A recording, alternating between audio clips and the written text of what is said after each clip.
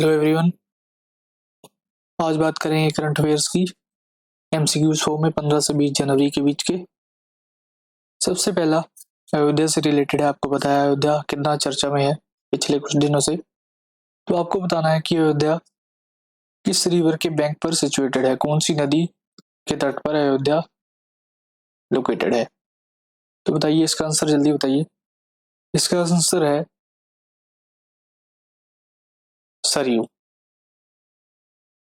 सरयू नदी के तट पर है अयोध्या टाउन। तो कई बार आपसे क्वेश्चन पूछ लिया जाता है कि कौन सी नदी के तट पर कौन सा टाउन सिचुएटेड है, ऐसे क्वेश्चन आ जाता है। नदियों से रिलेटेड आपको नदियों की ट्रिब्यूटरी पूछा जा सकता है,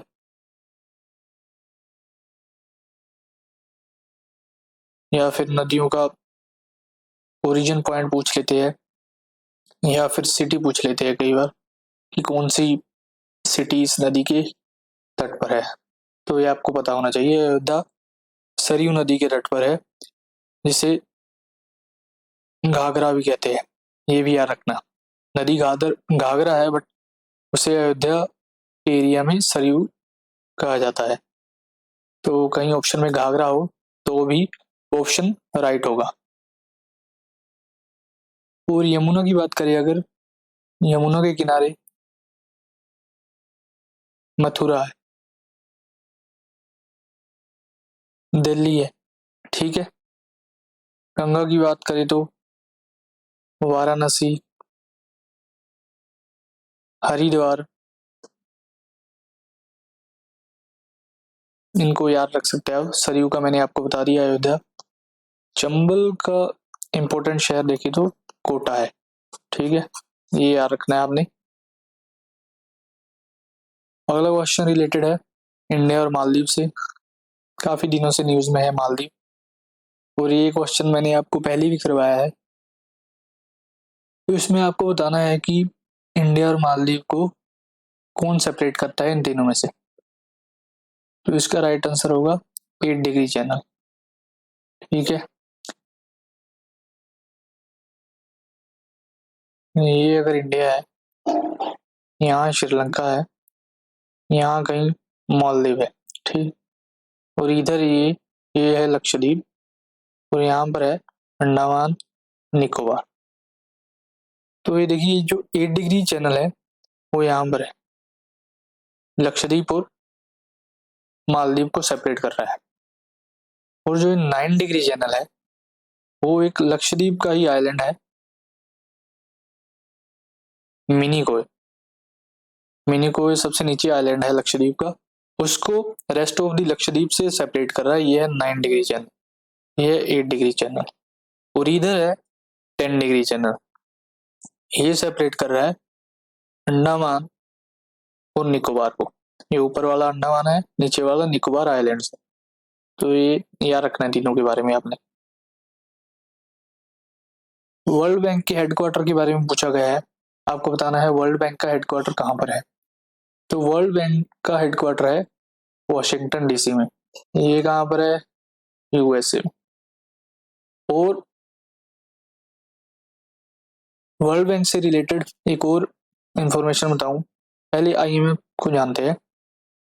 आईएमएफ इंटरनेशनल मॉनेटरी फंड, इसका हेडक्वार्टर भी कहाँ है? वॉशिंगटन डीसी में, जो कि यूएसए में है। और इन दोनों को मिला के वर्ल्ड बैंक प्लस आईएमएफ को मिला के हम बोलते हैं ब्रेटन वुड ट्विंस, ठीक है।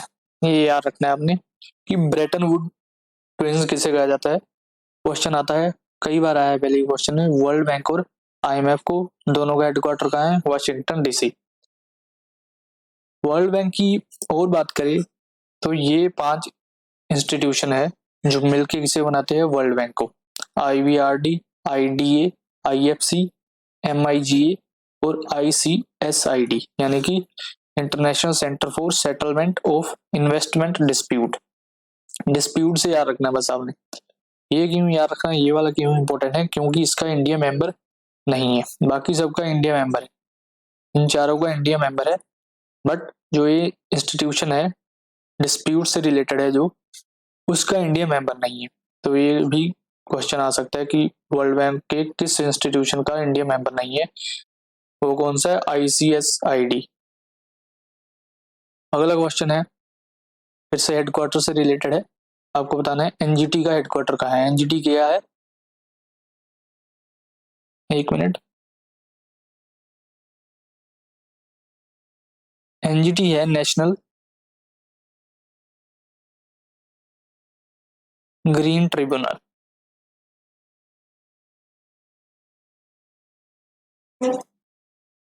जो भी इन्वायरमेंट से रिलेटेड केस आता है उसको कौन देखती है, इन्वायरमेंट प्रोटेक्शन से रिलेटेड उसको देखती है एनजीटी। अब आपको बताना है कि एनजीटी का हेडक्वार्टर कहाँ है, तो इसका आंसर है दिल्ली। दिल्ली में है एनजीटी का हेडक्वार्टर, और इसकी 4 ब्रांचेस और है, 4 बेंच और है इसके जहाँ पर एनजीटी बैठती है, वो है कलकत्ता, भोपाल, पुणे और चेन्नई। इन टोटल 5 जगहों पर एनजीटी बैठता है, इसका हेडक्वार्टर है दिल्ली में। और एनजीटी के बारे में अगर मैं आपको बताऊं तो एनजीटी इंडिया ऐसा तीसरा देश है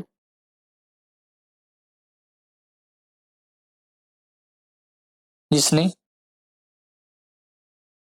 इन्वायरमेंट से रिलेटेड कोई स्पेशली डेडिकेटेड डेडिकेटेड इन्वायरमेंट के लिए कोई ट्रिब्यूनल बनाया है। इससे पहले वाले कौन से है, ऑस्ट्रेलिया और न्यूजीलैंड, ठीक है।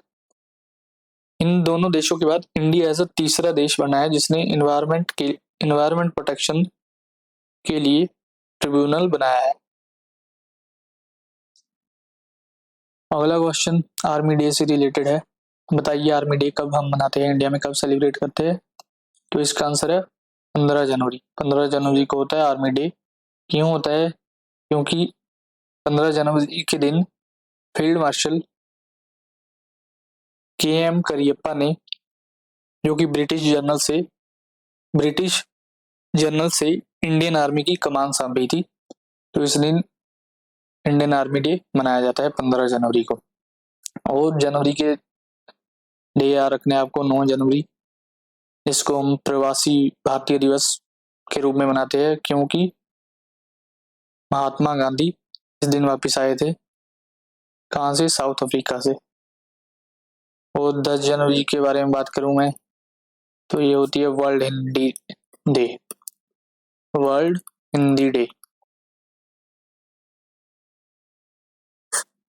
ठीक है। 30 जनवरी की बात करूं तो होता है नेशनल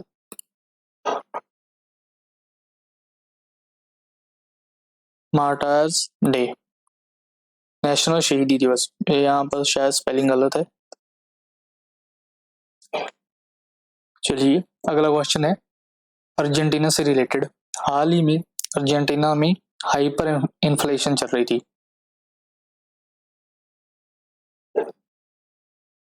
इसके बारे में बताता हूँ क्या होता है, पहले इस क्वेश्चन का जवाब दीजिए। अर्जेंटीना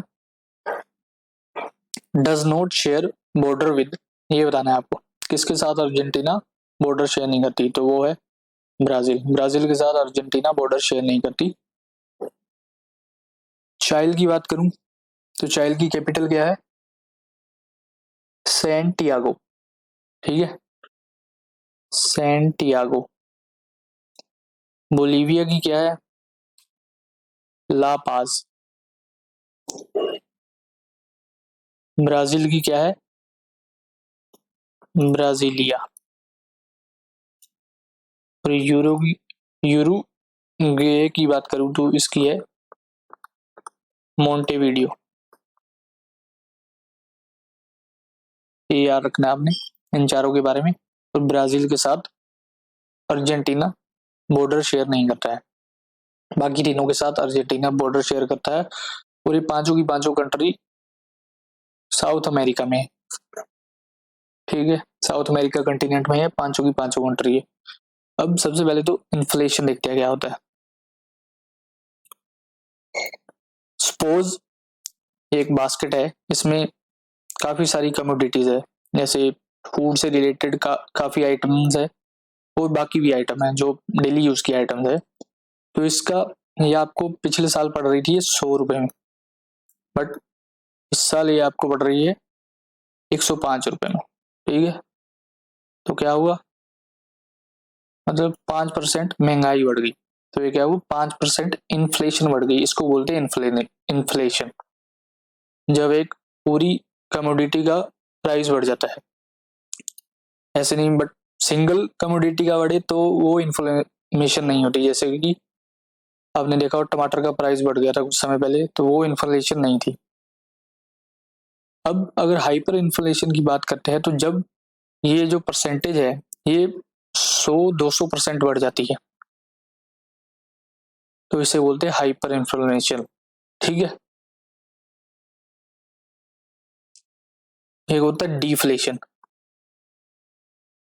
डिफ्लेशन मतलब जब प्राइसेस कम होने चालू हो जाए, मतलब यहाँ 100 था तो अगले साल 98 हो जाए, तो मतलब डिफ्लेशन होगी।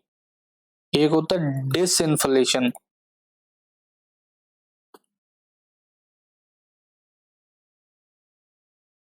डिसइन्फ्लेशन,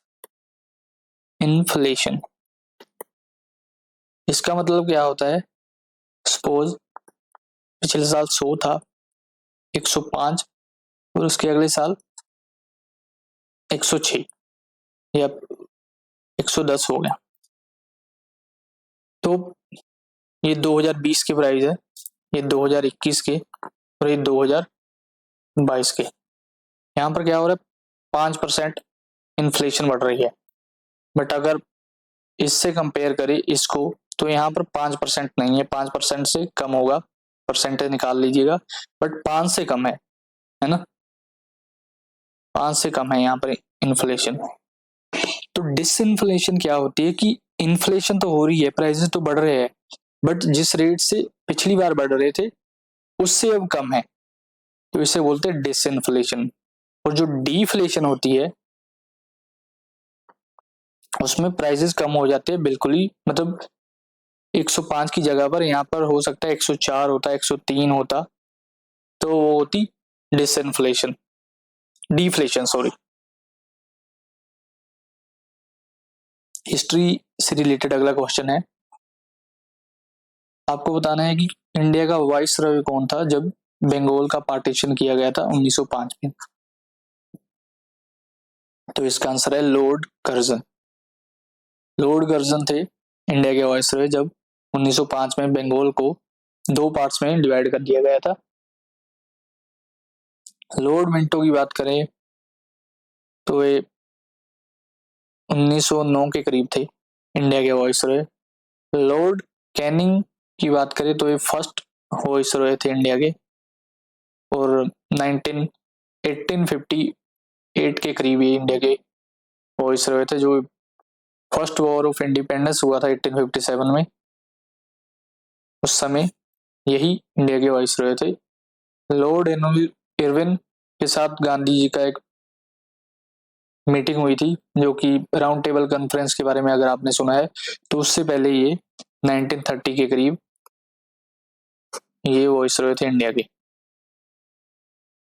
अगला क्वेश्चन है मिलिट्री एक्सरसाइज से रिलेटेड, सूर्य किरण कौन से 2 देशों में होती है। एक तो है इंडिया, दूसरा बताना है आपको कौन सा है। तो दूसरा है आंसर है इसका नेपाल। नेपाल के साथ हम करते हैं मिलिट्री एक्सरसाइज है सूर्य किरण, और अल्टरनेटिवली होती है, एक बार नेपाल में होगी, एक बार इंडिया में होगी। 2023 की बात करूं तो इंडिया में हुई है, उत्तराखंड में हुई है, पिथौरागढ़ है एक जगह उत्तराखंड में, वहां पर हुई है। और इस साल 2024 में ये नेपाल में होगी। यूएसए की बात करूं तो वज्र प्रहार करके एक एक्सरसाइज है जो हम यूएसए के साथ करते हैं। सिंगापुर की बात करूं तो सिम्बेक्स है। और इजिप्ट की बात करूं तो इस साल इजिप्ट काफी न्यूज में है मिलिट्री एक्सरसाइज से रिलेटेड, वो है ब्राइट स्टार।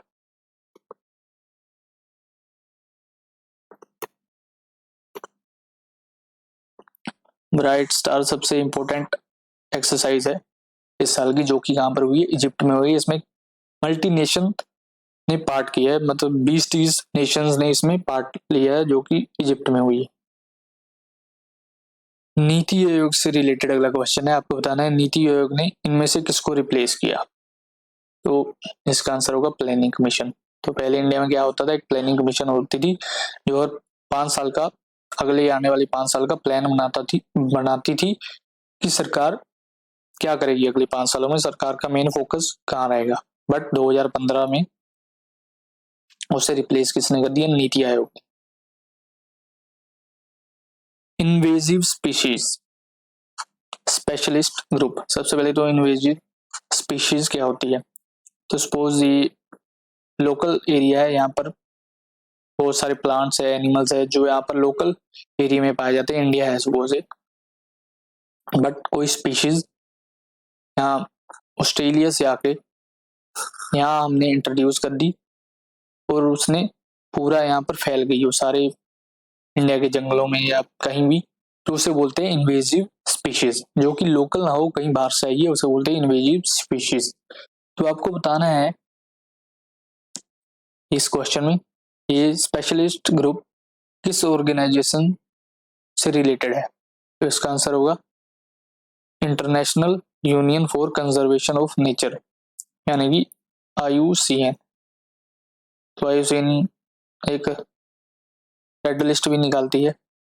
आपने सुना होगा कि बहुत से एनिमल, कोई लिस्ट कंसर्न है, कोई एंडेंजर्ड हो रहा है, कोई एक्सटिंक्ट है, वो कौन बताता है, वो बताता है IUCN। इसका हेडक्वार्टर की अगर बात करूं मैं, तो इसका हेडक्वार्टर है स्विट्जरलैंड में। कहाँ पर है, ग्लैंड करके एक जगह है स्विट्जरलैंड में, वहां पर इसका हेडक्वार्टर है। और ये जो इमेज आपको दिखाई गई है, ये इमेज है लेंटाना की, इसे बोलते हैं लेंटाना। आई होप आपने कहीं से देखा होगा। तो ये अंग्रेजों ने इंट्रोड्यूस किया था इंडिया में as a flowering plant, but अभी इतनी ज्यादा फैल गई है कि पूरे जंगलों में इंडिया के यही है। इससे हो क्या रहा है कि नेटिव स्पीशीज को ये पैदा नहीं होने दे रही, उनकी ग्रोथ में काफी अड़चन पैदा करती है ये लंटाना। तो याद रखना है लंटाना क्या है, इन्वेजिव स्पीशीज है। हाल ही में स्वच्छ सर्वेक्षण अवार्ड दिए गए 2023 के, प्रेसिडेंट ने दिए। तो आपको बताना है कि कौन सी सिटी को क्लीनेस्ट सिटी का अवार्ड मिला है, बताइए जल्दी। तो यहाँ थोड़े ऑप्शन गलत है, तो इसका आंसर क्या होगा, इसका आंसर होगा बोथ A एंड B। इन दोनों को ज्वाइंटली इस साल का क्लीनेस्ट सिटी का अवार्ड मिला है, इंदौर और सूरत को। इंदौर का तो आपको पहले ही पता होगा कि कई सालों से, लगातार 7 सालों से 7 टाइम इंदौर को क्लीनेस्ट सिटी ऑफ इंडिया का अवार्ड मिला है, बट इस साल सूरत को भी मिला है। तो ये याद रखना है आपने। और अगर मैं स्टेट की बात करूं कि कौन सी स्टेट को टॉप रैंक मिला है, तो वो है महाराष्ट्र।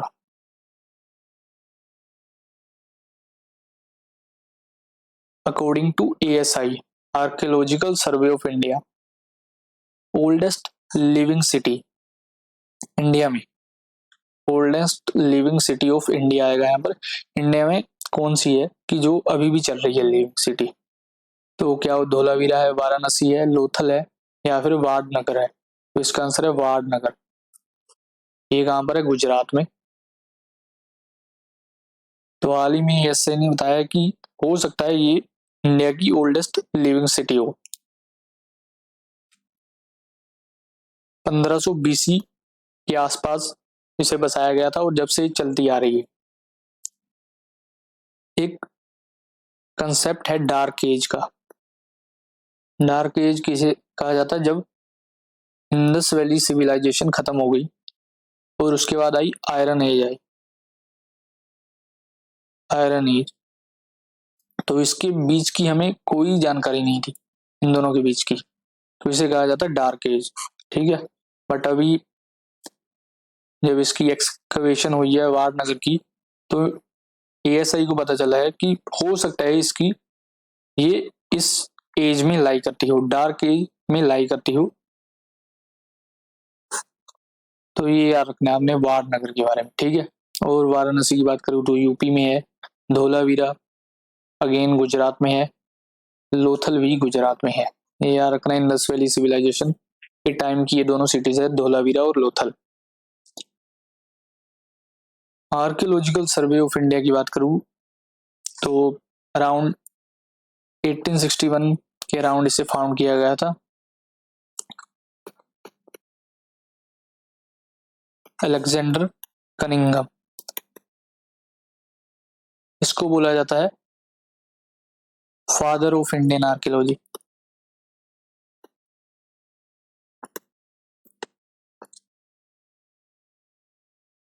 ठीक है, ये इसके फाउंडर थे और पहले हेड भी थे। अगला क्वेश्चन है हार्वेस्ट फेस्टिवल से रिलेटेड। आपको पता होगा हाल ही में लोहड़ी का त्योहार आपने सेलिब्रेट किया होगा, तो आपको बताना है कि इनमें से कौन सा हार्वेस्ट फेस्टिवल नहीं है। तो इसका आंसर है छठ। छठ पूजा जो होती है वो हार्वेस्ट फेस्टिवल से रिलेटेड नहीं है। लोहड़ी की बात करूँ तो नॉर्थ इंडिया में मनाया जाता है, मेनली पंजाब में मनाया जाता है, पंजाब, हिमाचल में भी, हरियाणा में भी। बिहू की बात करें तो ये असम में होता है, असम में मनाया जाता है इसे। पोंगल की बात करें तो तमिलनाडु से रिलेटेड है, मेनली हार्वेस्ट फेस्टिवल है सारे। डीआरडीओ ने हाल ही में एक असोल्ट राइफल लॉन्च की है, जिसका नाम क्या है बताइए। तो उसका नाम है उग्राम। याद रखना है, उग्राम अगर एग्जाम में आए तो राइफल से रिलेटेड है। किसने बनाया है? डीआरडीओ ने बनाया है। अगला क्वेश्चन, पहले भी पीवीटीजी से रिलेटेड मैं आपको बता चुका हूं कि क्या होते हैं पर्टिकुलरली वल्नरेबल ट्राइबल ग्रुप। तो टोटल इनकी संख्या है 75। आपको यहाँ बताना है कि हाईएस्ट नंबर कौन सी स्टेट में पाया जाता है इंडिया में। तो इसका आंसर है उड़ीसा। उड़ीसा में इन 75 में से 13 पीवीटीजी पाए जाते हैं। पर्टिकुलरली वल्नरेबल ट्राइबल ग्रुप क्या होते हैं? जैसे कि ट्राइबल ग्रुप है,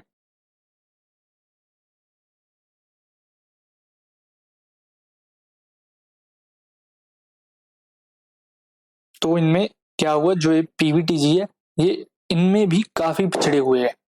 ट्राइबल्स के लिए भी, एसटीज के लिए भी सरकार ने काफी स्कीम्स लॉन्च की है, बट उनसे भी इनको कोई फायदा नहीं हुआ। ये काफी पिछड़े हुए, अभी भी इनके तौर तरीके काफी बैकवर्ड है, दूसरे एरियो से काफी कटे हुए हैं। तो इसलिए इनको बचाना भी इम्पोर्टेंट है। इनकी पॉपुलेशन भी डिक्रीज हो रही है। तो सरकार ने क्या किया कि इनको पहले तो आइडेंटिफाई किया कि कौन से है, कौन है, कितने हैं, कहाँ पर पाए जाते हैं। तो टोटल कितने? 75 है, और उनमें से 13 सबसे ज्यादा कहाँ पाए जाते हैं? उड़ीसा में पाए जाते हैं। और इंडिया के स्पेसिफिक में बात करूं तो 18 स्टेट्स और एक यूनियन टेरिटरी में इनकी प्रेजेंस है। और सबसे ज्यादा कहाँ है? उड़ीसा में, ये याद रखना है। अगला क्वेश्चन रिलेटेड है क्रोकोडाइल से। तो पहले मैं आपको इन्फॉर्मेशन दूं, इंडिया में 3 प्रकार के क्रोकोडाइल्स पाए जाते हैं। एक तो है साल्ट वाटर क्रोकोडाइल, एक है घड़ियाल, और एक को बोलते हैं मगर, जिसको इंडियन क्रोकोडाइल भी बोलते हैं। तो इस क्वेश्चन में क्या पूछा गया है कि कौन सी ऐसी डिस्ट्रिक्ट है इंडिया में जिसमें तीनों पाए जाते हैं, तीनों प्रकार के क्रोकोडाइल पाए जाते हैं। तो इसका आंसर है केंद्रपाड़ा, जो कि है उड़ीसा डिस्ट्रिक्ट में, उड़ीसा स्टेट में केंद्रपाड़ा डिस्ट्रिक्ट है। और अगर इनकी बात करूं तो साल्ट वाटर, जैसे कि नाम से ही पता चल रहा है कि ये ब्रैकिश वाटर या सोल्टी वाटर में रहने वाला क्रोकोडाइल है। और घड़ियाल और मगर ये फ्रेश वाटर की क्रोकोडाइल्स है।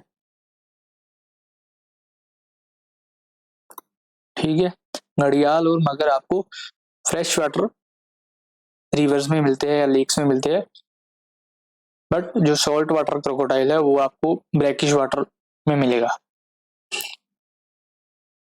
घड़ियाल की मैं बात करूं तो आपने फोटो में देखा होगा, इसकी जो माउथ है वो काफी लंबा होता है आगे, ये पीछे सपोज इसकी बॉडी है, आगे को इसका माउथ ऐसे काफी लंबा होता है, तो उसे बोलते हैं घड़ियाल। हाल ही में डब्ल्यूएचओ ने कैबो वर्दे इसे मलेरिया फ्री डिक्लेयर कर दिया है। तो आपको बताना है कि कैबो वर्दे की कैपिटल कहाँ है। तो इसकी कैपिटल है, कहाँ नहीं, कौन सी है, सॉरी, इसकी कैपिटल है पराया। और ये कंट्री कहाँ की है? अफ्रीका की। अफ्रीका में भी आइलैंड कंट्री है। कहाँ पर? वेस्ट अफ्रीका में।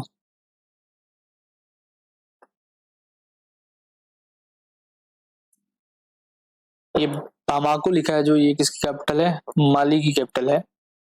खार्टूम किसकी कैपिटल है? सूडान की कैपिटल है। और नायमी इन नाइगर की कैपिटल है। तो ये तीनों कैपिटल भी काफी इंपॉर्टेंट है आपको।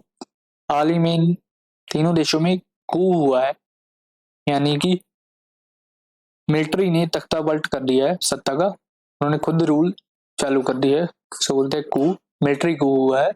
तो नाइगर की कैपिटल है नियामी, सूडान की कैपिटल है खार्टूम और माली की कैपिटल है बामाको। आगे मैं लोकेशन बताता हूँ इनकी। ये देखिए, ये मैप है, अफ्रीका का मैप है। ये जो यहाँ आपको दिखाई दे रहा है रेड डॉट्स, ये है कैबो वर्डे, जो क्वेश्चन था पीछे में। सेनेगल के सामने है बिल्कुल, ये सेनेगल देश है। अगर क्लोजेस्ट अफ्रीकन नेशन भी पूछ सकते हैं कैबो वर्डे का, तो वो होगा सेनेगल। और पीछे माली के बारे में बताया था, इसकी कैपिटल बताई थी नाइगर की, और सूडान की। सूडान यहाँ पर है, देखिए सूडान यहाँ पर रेड सी से इसका बॉर्डर टच होता है। और ये नाइगर और माली, ये लैंड लॉक्ड कंट्री है। लैंड लॉक्ड क्या होता है कि कहीं भी आपका समुद्र से आप टच नहीं कर रहे, आपकी बाउंड्री देखिए, नाइगर, नाइगर की बाउंड्री ये है, समुद्र से कहीं भी टच नहीं करी, तो इसे बोलते हैं लैंड लॉक्ड कंट्री। जलीकट्टू की बात करते हैं, क्या है? बुल टेमिंग स्पोर्ट है। ये देखिए नीचे, कई बार आपने देखा होगा साउथ इंडियन मूवीज में। तो ये कौन सी स्टेट से रिलेटेड है, ये आपको बताना है। हाल ही में इस पर सरकार ने बैन लगा दिया था, बट सुप्रीम कोर्ट ने फिर अलाउ किया है इस स्पोर्ट को। तो ये क्या है? यह तमिलनाडु से रिलेटेड है, जलीकट्टू। पोंगल के बारे में मैंने आपको बताया था, पोंगल हार्वेस्ट फेस्टिवल है तमिलनाडु का, तो उसी के मौके पर जलीकट्टू खेला जाता है। सुमित नागल, बताइए कौन से स्पोर्ट से है? तो ये कौन से स्पोर्ट से? लॉन टेनिस से रिलेटेड है। हाल ही में इन्होंने काफी ऑस्ट्रेलियन ओपन में एक काफी हाई रैंक के प्लेयर को हरा दिया था, तो इसलिए न्यूज में थे सुमित नागल। इनका रैंक अराउंड 120 के आसपास है, और जो इनका अपोनेंट था उसका रैंक अराउंड 30 के आसपास था, तो इन्होंने इसे हरा दिया था, तो इसलिए काफी न्यूज में है सुमित नागल। और फेंसिंग की बात करूं तो भवानी देवी है, जो कि फेंसिंग से रिलेटेड इंडिया की काफी इंपॉर्टेंट प्लेयर है, ये आपने याद रखना है। तो इसी के साथ आज की वीडियो खत्म हुई। आई होप आपको वीडियो पसंद आई होगी, तो पसंद आई तो लाइक जरूर करिएगा। Thank you.